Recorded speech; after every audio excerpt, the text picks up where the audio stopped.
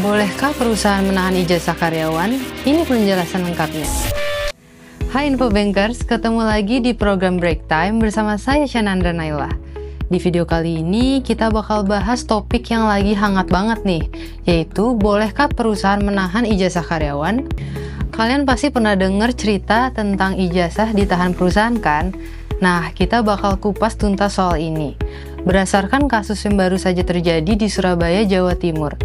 Jadi ceritanya ada sebuah perusahaan di Surabaya yang menahan ijazah puluhan mantan karyawan mereka. Tepatnya ada 31 mantan karyawan yang mengadu soal ini. Nah, masalah ini terungkap ketika salah satu mantan karyawan melapor ke Wakil Wali Kota Surabaya, Armuji. Akhirnya kasus ini berkembang dan seorang mantan karyawan pun melapor ke kepolisian. Penasaran kan apa yang sebenarnya terjadi? Nah, sekarang pertanyaannya, bolehkah perusahaan menahan ijazah karyawan? Menurut Kementerian Ketenagakerjaan atau Kemnaker, penahanan ijazah itu sebenarnya nggak dibenarkan.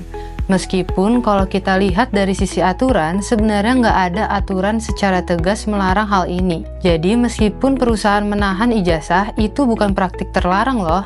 Kenapa bisa gitu? Karena dalam Undang-Undang Ketenagakerjaan dan Peraturan Menteri Ketenagakerjaan, nggak ada pasal yang mengatur soal penahanan ijazah. Undang-Undang Ketenagakerjaan lebih menekankan hubungan kerja harus berdasarkan kesepakatan antara perusahaan dan karyawan dengan tetap memperhatikan hak asasi manusia. Nah, jadi kalau misalnya penahanan ijazah ini disepakati antara perusahaan dan karyawan dalam perjanjian kerja, itu dianggap sah.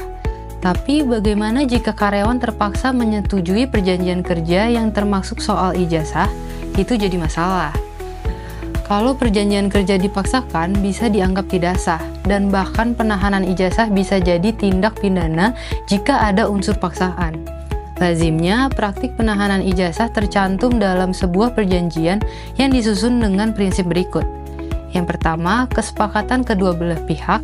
Yang kedua, kemampuan atau kecakapan melakukan perbuatan hukum. Yang ketiga, adanya pekerjaan yang diperjanjikan. Dan yang keempat, pekerjaan yang diperjanjikan tidak bertentangan dengan ketertiban umum, kesusilaan, dan peraturan perundang-undang yang berlaku. Kalau ada unsur paksaan dalam perjanjian, berarti syarat pertama udah dilanggar dan perjanjian itu jadi nggak sah. Yang menarik, perusahaan juga bisa dijerat hukum pidana. Misalnya, kalau perusahaan menahan ijazah meskipun kontrak kerja sudah selesai atau karyawan sudah bayar ganti rugi karena mengakhiri kontrak secara sepihak. Perusahaan bisa dijerat dengan pasal 374 KUHP yang mengatur soal penggelapan barang yang berhubungan dengan hubungan kerja dan ancaman hukuman bisa sampai 5 tahun penjara. Waduh, serem kan? Nah, buat kalian yang mungkin mengalami masalah serupa, ini yang bisa kalian lakukan. Yang pertama, minta perusahaan untuk mengembalikan ijazah kalian, baik secara lisan maupun tertulis. Yang kedua, kalau perusahaan enggak merespon, laporkan Dinas Tenaga Kerja setempat atau ke Kementerian Ketenagakerjaan melalui saluran telepon resmi 021 5255 733. Yang ketiga, melaporkan melalui situs lapor di www.lapor.go.id. Yang keempat, kalau ada unsur pidana, kalian bisa lapor ke kepolisian. Jadi intinya, meskipun perusahaan bisa menahan ijazah dalam beberapa kondisi, jangan biarkan hak kalian terhampas begitu saja. Selalu pastikan perjanjian kerja yang kalian tanda tangani itu nggak melanggar hak kalian sebagai karyawan. Kalau kalian punya pengalaman atau pertanyaan, jangan ragu untuk tulis di kolom komentar ya. Dan jangan lupa untuk like, share, dan subscribe biar nggak ketinggalan informasi menarik lainnya. Sampai jumpa di video berikutnya.